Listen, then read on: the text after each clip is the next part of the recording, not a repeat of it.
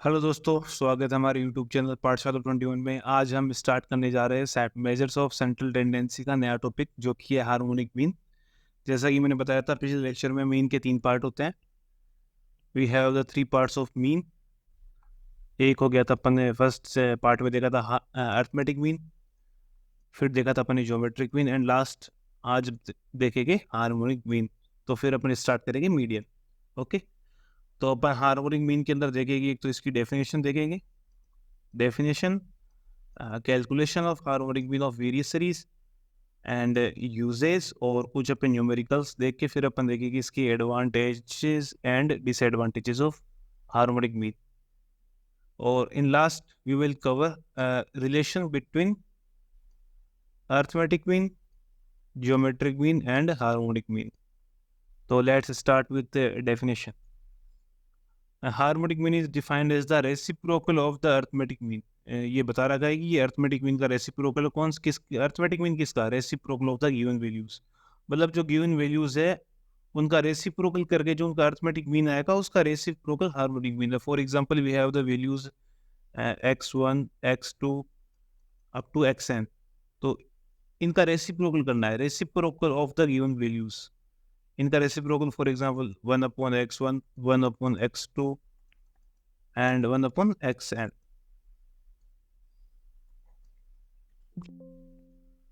तो ये हो गया। हाँ, चलिए रेसिप्रोकल बताता हूँ, कोई को पता नहीं होगा। रेसिप्रोकल फॉर एग्जांपल एक्स का रेसिप्रोकल निकालना है तो एक्स का रेसिप्रोकल 1/x होता है। ये इतना सा सिंपल सा, ये ध्यान रखना है।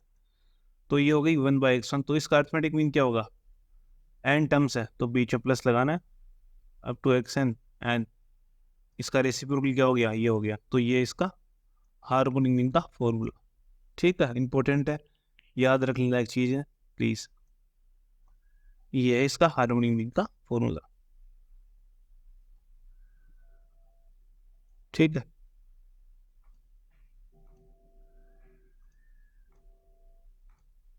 Like geometric mean and harmonic, like geometric mean, harmonic mean is defined only when no observation is zero. तो ज्योमेट्रिक मीन जैसा फॉर एग्जांपल कोई भी ऑब्जर्वेशन अगर जीरो जाती थी तो ज्योमेट्रिक मीन भी जीरो जाता था, वो डिफाइन नहीं था वहाँ पे। तो वैसे ही हार्मोनिक मीन के अंदर भी है कि कोई भी ऑब्जर्वेशन अगर जीरो हो गई तो अनडिफाइंड हो जाएगा। ठीक है।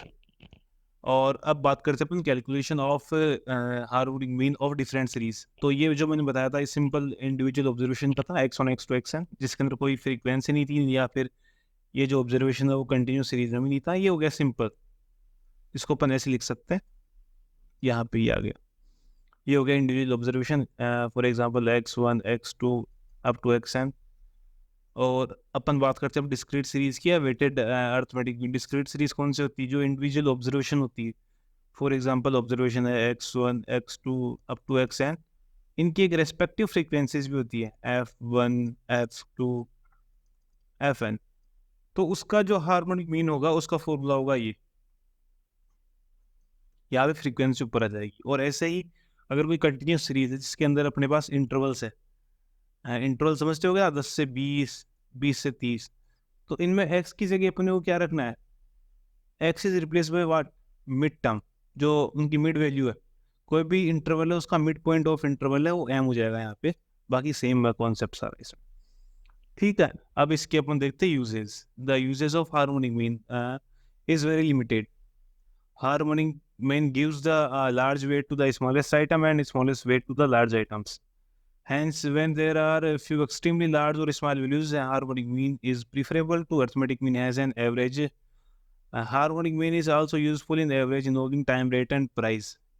ठीक है, ये तो डेफिनेशन समझ में ही, लैंग्वेज काफ़ी इजी है, समझ में आ रहा है ये तो। अपन देखते हैं अपन थोड़ा सा numerical. Calculate the harmonic mean of the following. We have 4 observation, 10, 15, 20 and 30। सीधा फॉर्मूला अपने पास हार्मोनिक मीन क्या? 1/x1 plus 1/x2 plus 1/x3 plus 1/x4। 4 observation है ये। और इसका फॉर्मूला क्या होगा? फॉर्मूला ये तो ना, n/समीशन 1/x। ठीक है। तो अपन यहाँ पे लिखते हैं x, 10, 15, 20, 30 और यहाँ से अपन 1/x निकाल सकते, यानी कि 1/10, 1/15, 1/20, 1/30। अब इसको आगे सोल्व करने के दो तरीके, तो यहाँ पे अपन इसको सिंप्लीफाई कर ले, फिर नीचे जाके सीधा एडिशन कर दे, या फिर यहाँ पे इसको पूरा लिख के फॉर्मूले के अंदर 4/1/10 प्लस 1/50 प्लस 1/20 प्लस 1/30, या फिर यहाँ पे अपन एलसीएम लेके फिर इसको पूरा सोल्व करें, और जो आएगा वो हार्मोनिक मीन ही होगा, वही आंसर होगा इसका। ठीक है, तो ये दो तरीके, कोई हार्ड एंड फास्ट रूल नहीं कि कौन सा मेथड यूज करना है, जैसे आपको कैलकुलेशन इजी लेके वो अपन यूज कर सकते हैं इसके अंदर। तो ये था इंडिविजुअल ऑब्जर्वेशन के बारे में जिसमें कोई फ्रीक्वेंसी नहीं दी हुई है। अब let us we will take the example of frequency, जिसके अंदर फ्रीक्वेंसी हो, यानी कि डिस्क्रीट सीरीज। ये एक्स ऑब्जर्वेशन दे रखी है, उनकी फ्रीक्वेंसी दे रखी है। सब फर्स्ट ऑफ ऑल इनको टेबल की फॉर्म में लिखते हैं अपन। एक्स अपने पास 2, 4, 8, 16। एफ अपने पास फ्रीक्वेंसी 2, 3, 3, 2। तो अपना जो फॉर्मूला था डिस्क्रीट सीरीज का वो कुछ ऐसा था, हार्मोनिक मीन ऐसा था, n upon summation f upon x. तो इसमें एफ अपॉन एक्स का समीशन निकालना था, तो अपन एफ अपॉन एक्स निकालते हैं यहाँ से, एफ अपॉन एक्स, या तो एफ अपॉन एक्स निकालते हैं, तो ये हो गया 2/2, 4/3, 8/3, 16/2। तो यहाँ से अपन निकलेंगे समीशन एफ बाई एक्स, जो भी आएगा वो। ठीक है, ये आ गया 1, यहाँ से आ गया 4/3, 8/3, ये कितना हो गया 8, 8 + 1 9, 9 + 4 + 8 12/3, 9 + 4 13। और n क्या होगा यहाँ पे, ये इंपॉर्टेंट चीज है, n होगा, n है, n is equal to f1 + f2 + f3 + f4, मतलब इन सारी फ्रीक्वेंसीज का सम है, मैंने बताया था यहाँ पे। n is equal to f1 + f2 + up to fn। ठीक है, तो यहाँ पे f क्या है, 2 + 3 5, 5 + 3 8, 8 + 2 10, n is equal to 10. Put the values in formula, and 10 upon summation f by x की वैल्यू ये रही 13। 10/13 is the right answer। ठीक है, काफ़ी इजी है, कोई दिक्कत नहीं, ज़्यादा हार्ड एंड फास्ट कोई कैलकुलेशन नहीं है, बस थोड़ा सा कैलकुलेशन में गड़बड़ी नहीं करनी, एक भी कैलकुलेशन में गड़बड़ी हुई तो पूरा क्वेश्चन गलत। अगर ऐसा ही क्वेश्चन अपने पास फॉर एग्जांपल इंटरवल्स के अंदर आ जाए, तो इंटरवल्स में फॉर एग्जांपल 10, यहाँ से इंटरवल आ गया अपना 10 to 20, 20 to 30, 30 to 40, 40 to 50, तो उसमें कोई दिक्कत नहीं, सिर्फ इनकी एक्स की जगह पर क्या रखना है, इनकी मिड वैल्यू निकाल के यहाँ पे रखनी है, सिंपल है। अब अपन देखते हैं advantages of harmonic mean, advantages and disadvantages of harmonic mean. Harmonic mean is advantageous when it is desired to give greater weight to the smaller observation and less weight to the large।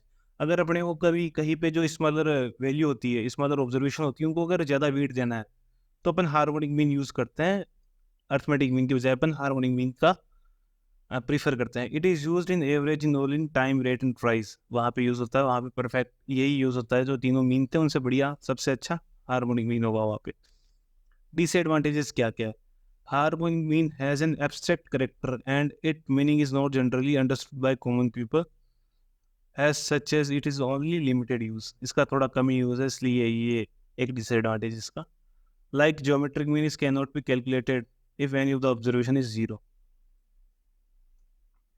Harmonic mean का भी वो same है, geometric mean वो मैंने बताया था ना यहाँ पे, ये वाला, like geometric mean, harmonic mean is defined only when observation is zero। तो अगर जीरो हो गया तो डिफाइंड नहीं होगा, वहां पे अपन इसको सोल्व नहीं कर पाएंगे। अब बात करते हैं अपन लास्ट टॉपिक्स का, हार्मोनिक मीन का, relation between arithmetic mean, geometric mean, harmonic.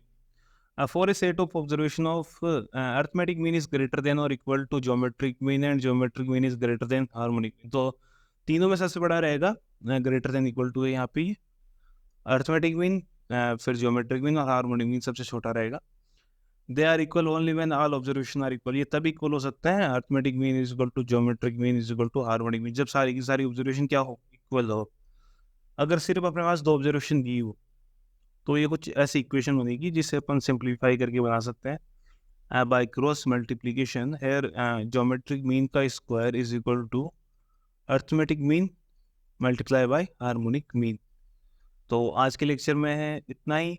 I hope आपको सब कुछ समझ में आ गया होगा। यहाँ पे मैंने हार्मोनिक मीन पूरा कवर कर दिया है, डेफिनेशन और इसके कैलकुलेशंस कैसे करते हैं अपन, यूजेस क्या क्या यूजेस है और advantage disadvantages. Okay, thank you.